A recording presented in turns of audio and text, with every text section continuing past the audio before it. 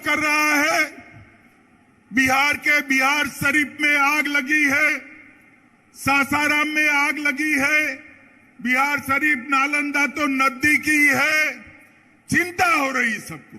मैं आपको कहता हूं 24 में मोदी जी को पूर्ण बहुमत दीजिए, 40 में 40 सीटें, और 25 में भाजपा की सरकार बनाइए। ये दंगा करने वालों को उल्टा लटका कर सीधा करने का काम ये भारतीय जनता पार्टी करेगी।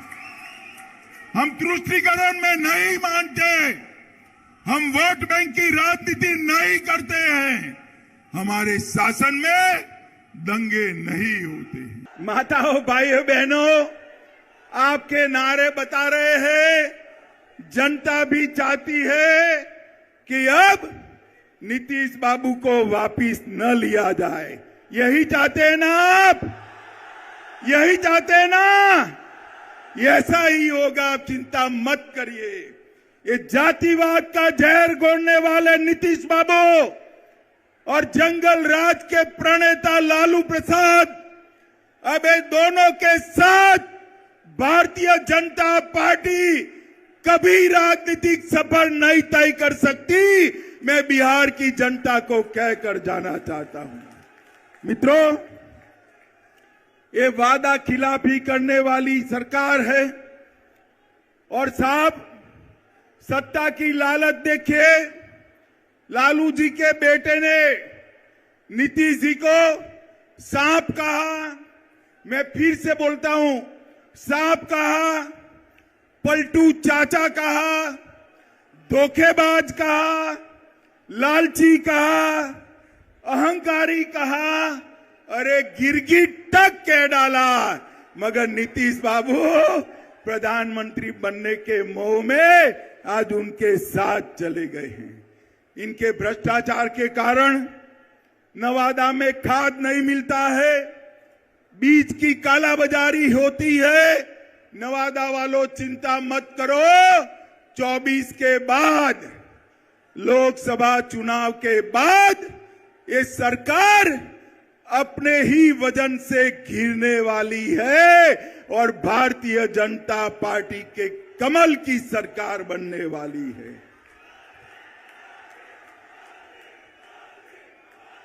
आप जो मोदी मोदी के नारे लगा रहे हो ना, वो मोदी जी ही कालाबाजारी और भ्रष्टाचार से आपको मुक्ति दिलाएंगे। मोदी जी ही बिहार में कानून और व्यवस्था ठीक करेंगे।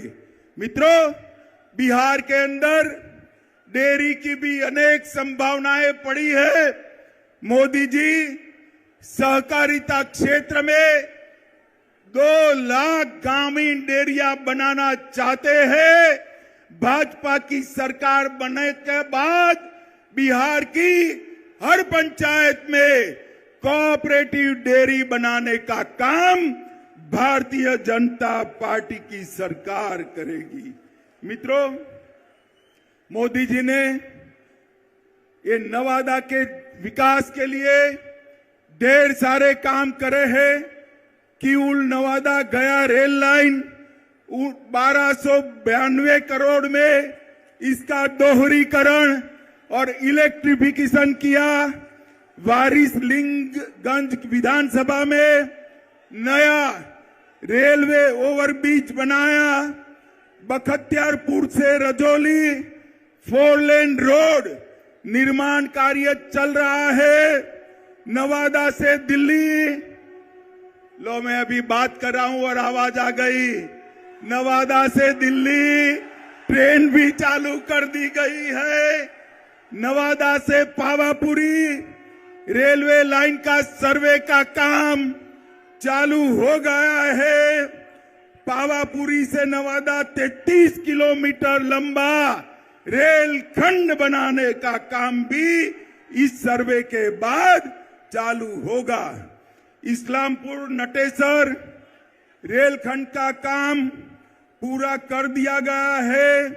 नवादा के रजौली में बर्रा गांव में सैकड़ों एकड़ बंजर जमीन में प्रधानमंत्री माइक्रो इरिगेशन योजना के तहत वन ड्रॉप मोर क्रॉप के तहत खेती चालू हुई है।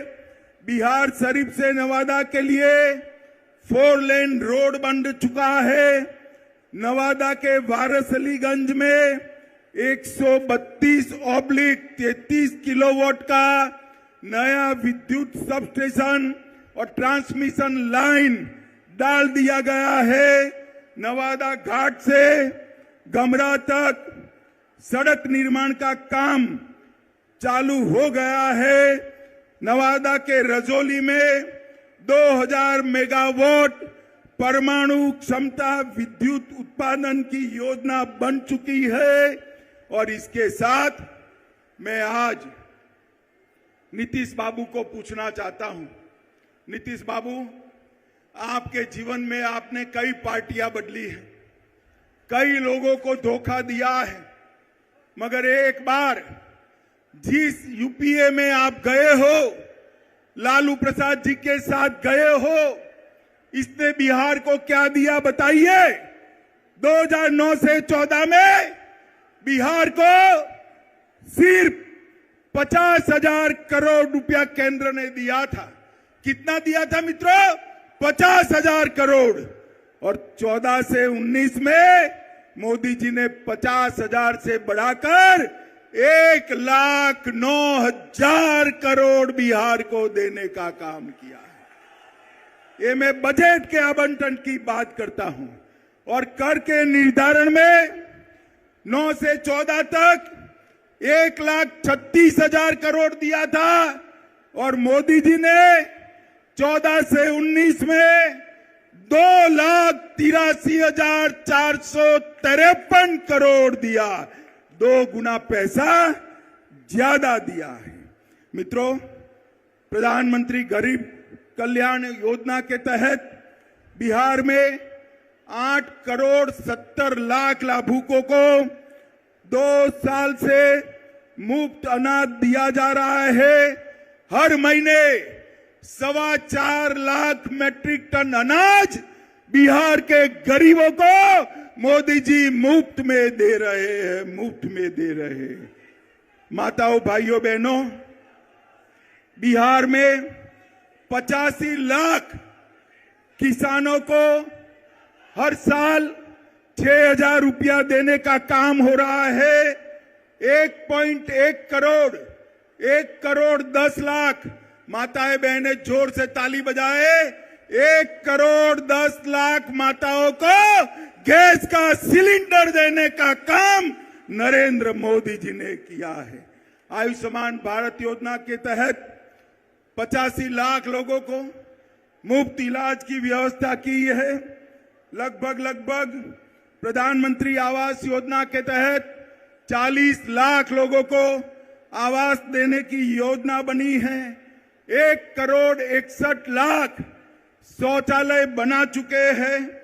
1.5 करोड़ आवास में नल से जल पहुंचाने का काम ये भारतीय जनता पार्टी की सरकार ने किया है।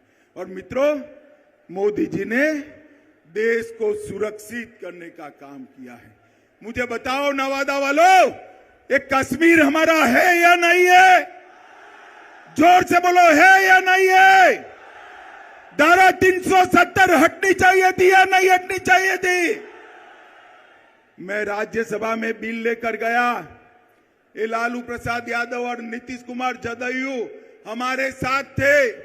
जदयू वाले फिर भी विरोध किया और कहने लगे मत हटाइए, मत हटाइए।